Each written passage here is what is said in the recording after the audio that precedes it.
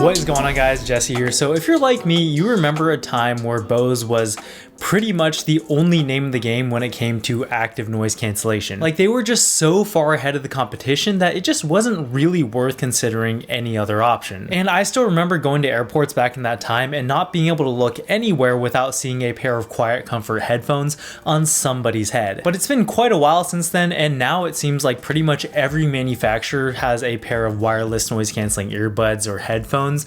And what's more is that they're all pretty good, and slowly Bose has sort of kind of settled into the middle of the pack. Now, the reason I bring that up is because I feel like this is the first time in quite a while that Bose is really putting their best foot forward and putting out something that really rivals those at the top with this new second version of the Quiet Comfort earbud. But before we get into that, I just want to take a second to thank today's video sponsor, Ugreen, and their DigiNest Pro 100-watt GAN power strip. With 7 power ports, this 100-watt power strip can help you effectively organize your cluttered cables, save space, and just help you tidy up your workspace a little bit. It's equipped with high-speed 100-watt USB-C ports and the latest gallium nitride tech, so you could charge your iPhone to 60% in just half an hour, or fully charge your MacBook Pro 16-inch in just 1.5 hours. And the great thing about the USB-C ports being 100 watts is that you can directly plug your laptop cable into those ports without the need for an external brick. It can power up to 7 devices at the same time with 3 AC outlets, 3 USB-C ports, and 1 USB-A port. And with the way that this is shaped with all the ports on different sides, it's much less likely that your power bricks are going to be fighting each other for space. Also, with a GAN chip and a fire retardant case, this provides overload, overcurrent, grounded protection, and a ton of other security features. One of the hardest parts about making a dope desk setup is figuring out how to power everything, and trust me, I know. And this is a great way to do it that'll save you both space and clutter. So if this sounds like something you'd be interested in, make sure you check it out using that link in the description box below,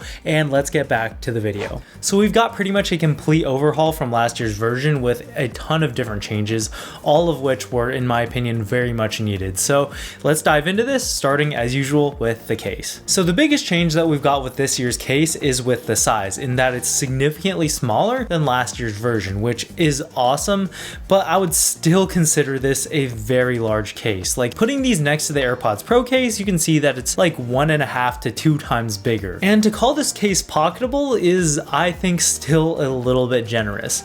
Like, I carry around this sling bag with me every day just for all of my everyday essentials like my phone, wallet, keys, sunglasses, that kind of thing. And I have this pocket usually reserved for my earbuds. And my AirPods Pro, as well as most other earbuds, fit into this pocket perfectly fine. But with these, even if I try to stuff them in here, they will like fit in there, but there's just no way that I can zip this up without like scratching the earbuds or anything like that. So yeah, this is just still a little bit too big for me. The opening and closing is pretty satisfying though. Like, you've got a solid snap here with a very solid feeling hinge, so big fan of that. But the most atrocious thing about this case though is no wireless charging. And I'm sorry, but that is just stupid, especially considering that they had it on last year's version and then decided to take it away on this one for whatever reason. And I just don't know how they think they can charge $300 for a set of headphones and not include wireless charging. Anyways, battery life is a little bit better, so we've still got 6 hours in the buds themselves, but now we've got 3 charges in the case instead of 2. And I think 6 hours is plenty for one charge. Like, I don't think I've ever worn earbuds for that long anyways, so pretty happy about that. And you also do get a quick charge feature for 20 minutes, giving you a 2-hour playtime, which is actually not that good compared to competitors, but still glad it's there. Now onto the buds themselves. Just like the case, they are a lot smaller, but also just like the case, they are still pretty big. And I just want to go on record as saying that I really do not like the way that these things look.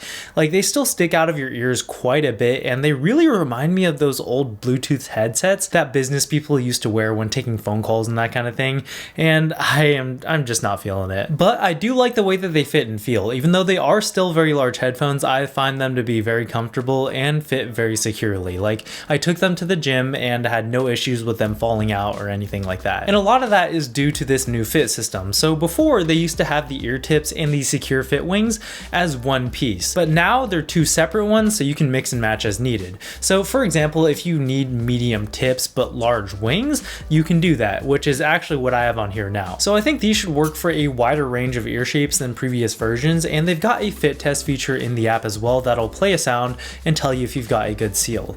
And another thing that's new with this version is actually what they're calling custom tune technology. And the idea is that everybody's ear shape is slightly different, and that difference in ear shape causes sound to resonate differently, reflect differently, and ultimately have an effect on sound quality.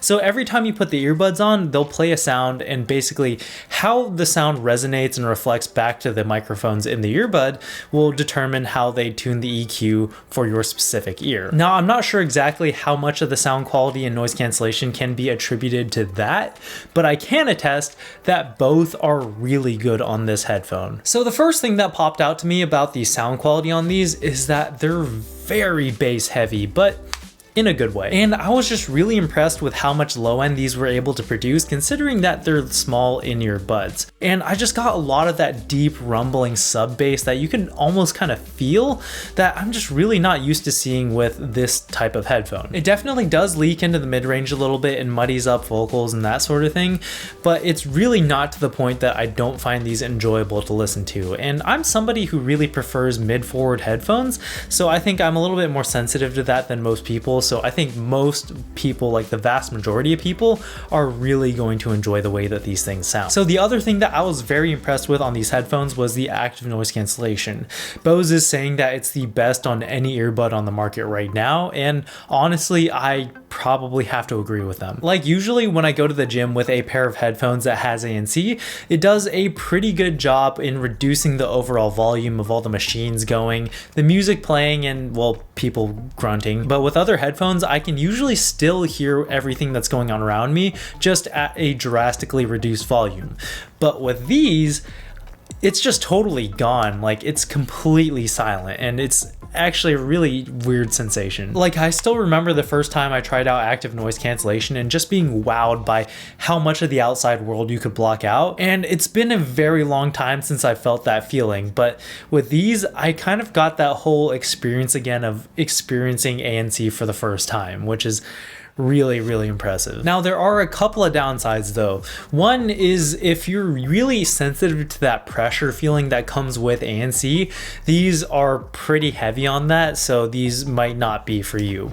And the other is that there's a pretty much like constant like hissing staticky sound that just plays in the background. Like it's very slight, and if you're playing any kind of music or video or anything, you're not going to notice that it's there. But if you're just having the headphones on and not playing anything, you're definitely going to hear that hissing staticky sound that just kind of sounds like there's like a small fan blowing air somewhere. I definitely wouldn't say it's like a deal breaker or anything, but definitely noticeable. These also have a transparency mode, or what they're calling aware mode, which is greatly improved from last year's version and is very good overall. Sounds reasonably natural, just still definitely kind of like muffled. Definitely still not as good as the AirPods Pro, which are still, in my opinion, the kings in this arena, but still very good. You can also adjust the levels of transparency or ANC in the app, which just gives you a couple of basic functions like that, as well as EQ. You've also got touch controls on the earbuds. The entire side of the earbud is a touchpad, which you can tap to play, pause, skip, reverse, answer phone calls, and all that kind of thing. But you can also slide up and down for volume adjustment, which I really liked and I thought worked really well. Also, accidental touches seem to be pretty well under control because there's a lot of places to grip the earbud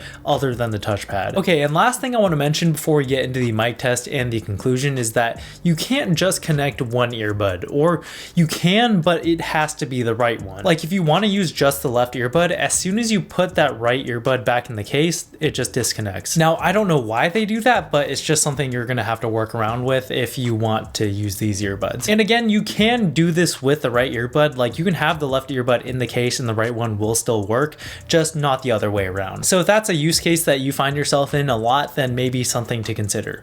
There is kind of like a janky workaround, I guess, though, is that you don't have to have both earbuds in your ear. They just both have to be out of the case. So what I've been doing is just have the left earbud in my ear and then the right earbud just put it in my pocket and hopefully it doesn't fall out. Okay, so with that out of the way, let's get into the mic test. Okay, so the audio you're hearing hearing now is coming from the mics on the Bose Quiet Comfort Earbuds 2, and yeah, this is what they sound like. Let me know what you think in the comment section down below. Okay, so overall, I really like these earbuds, and I think the combination of the sound quality and noise cancellation are gonna make them really strong contenders for anybody looking for an earbud in this price range. And these probably would have been my new daily drivers if it wasn't for a couple of deal breakers, which are the size of the case, lack of wireless charging, and not being able to use one earbud at a time, or at least not being able to use the left one. And those are just things that I personally really need in a pair of headphones that I'm going to be carrying with me every day. But if you don't foresee those being problems for you, then I can give these a solid recommendation because they sound really good, are very comfortable, and have the best noise cancellation that I've ever heard in a pair of earbuds. Anyways, that's it for this one. Let me know what you think in the comment section down below. Like if you liked it, sub if you loved it, and I'll catch you guys in the next one. Peace.